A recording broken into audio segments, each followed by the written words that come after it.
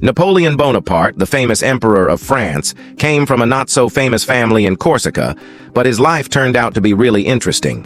He had a tough start, but then he won some big battles, played smart in politics, got tangled up in love stories, and eventually faced a really sad ending. Let's take a closer look at how Napoleon grew up, the important things that helped him become the Emperor of France, his difficult love life, and why things didn't end well for him. This story is organized into different sections and chapters, starting with Napoleon's early struggles and ending with his legacies. Chapter 1. Early Struggles. Napoleon Bonaparte was born on August 15, 1769, in Ajaccio, Corsica. This happened a year after Corsica, which used to belong to Italy, became part of France. Napoleon's family was Italian, and they didn't have a lot of money, so Napoleon had a hard time with finances when he was young. Luckily, he got to go to military school in Brienne-le-Château and later in Paris at the École Militaire, and his dad's death meant he could go on scholarships. Even though Napoleon was from Corsica, he really liked French stuff, like their culture and language. He started with not much, but he was determined to do big things.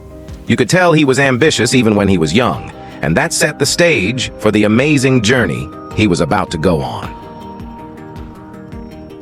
Chapter 2. Military Rise. Napoleon started his military journey during a crazy time called the French Revolution. When he was just 20 years old in 1789, he got a job as a second lieutenant in the French army. The revolution made things kind of chaotic, but it also gave chances to smart officers like Napoleon to move up the ranks quickly. Napoleon got really famous early on when he did well in Italy during the years 1796, 1797. He was super smart in planning strategies, and he won battles at places like Lodi, Arcole, and Marengo. Because of these victories, people thought he was a national hero. His time in Italy showed everyone that he was not just good at fighting, but also great at inspiring and leading others. This set the stage for the cool stuff he was going to do in the future. Chapter 3. Political Maneuvering. After the French Revolution, things were kind of messy in France. The government at that time, called the Directory, was having a hard time dealing with problems inside the country and threats from outside. In 1799, Napoleon saw a chance because the Directory was getting weak. So he did a sneaky move called a coup d'etat on 18 Brumaire.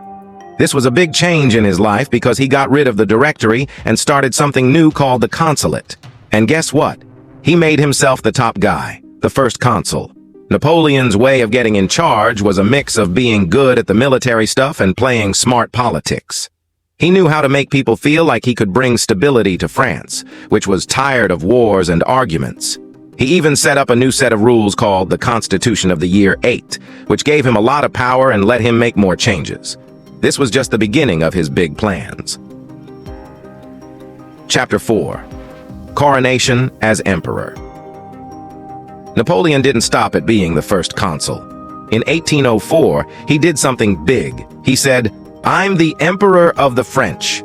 This was a really grand event that happened on December 2nd, 1804, at Notre Dame Cathedral in Paris. Instead of having someone else crown him, Napoleon put the crown on his own head. He wanted to show everyone that his power came directly from the people, not some divine right or higher power. This wasn't just for show. It was a smart move to make his rule seem more legit. Napoleon wanted to connect with the history of France and act like he was the rightful next leader after all the kings and emperors from before. So by crowning himself, he was saying, "I'm in charge, and I'm here to stay." Chapter 5.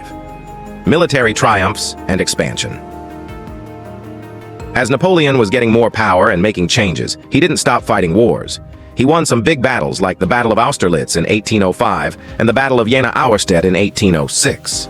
These victories didn't just make him look good, they made people think he was the best at war, like he couldn't be beaten. By 1810, Napoleon's empire was at its biggest.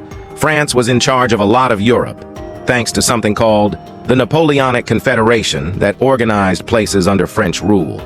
But not everyone liked this. Some countries didn't like being told what to do by France, and they started getting mad. This was the start of the problems that eventually made things go bad for Napoleon. Chapter 6. Napoleonic Code and Reforms. Napoleon did more than just win battles. He made some lasting changes. One big thing he did was create the Napoleonic Code in 1804. It's like a set of rules for laws that influenced how legal systems work in many countries today. The code wanted to make laws clear and fair, focusing on ideas like everyone being equal under the law, respecting different religions, and protecting people's stuff. But that's not all. Napoleon also made changes in schools, roads, and how the government works. He started a bank called the Banque de France, created something called the Legion of Honor, and decided that promotions in the military should be based on how good you are, not just who you know. All of these things were part of Napoleon's plan to make France more modern and organized. Chapter 7. Struggles with Love. Napoleon's love life was kind of tricky. Even though he was a champ in battles, love gave him a hard time. His first wife was Josephine de Beauharnais, a widow with 2 kids. Their love was strong, but it had a lot of ups and downs. Even though Josephine helped Napoleon become powerful, their marriage had problems. Napoleon really wanted a kid to carry on his legacy, so they ended up getting a divorce in 1809. His second marriage to Marie-Louise of Austria was more like a smart move to make alliances and get more power.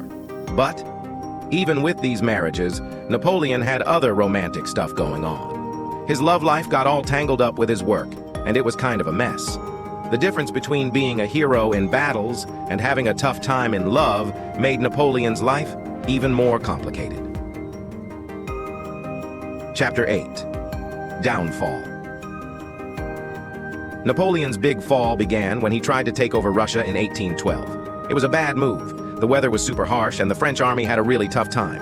After a disastrous retreat, a bunch of countries like Austria, Prussia, and Russia teamed up in the so-called Sixth Coalition and beat Napoleon in the Battle of Leipzig in 1813. Things got worse in 1814 when the Allies were coming to Paris. Napoleon gave up being in charge for the first time. He got sent away to an island called Elba near Italy. But he couldn't let go of wanting to be in charge.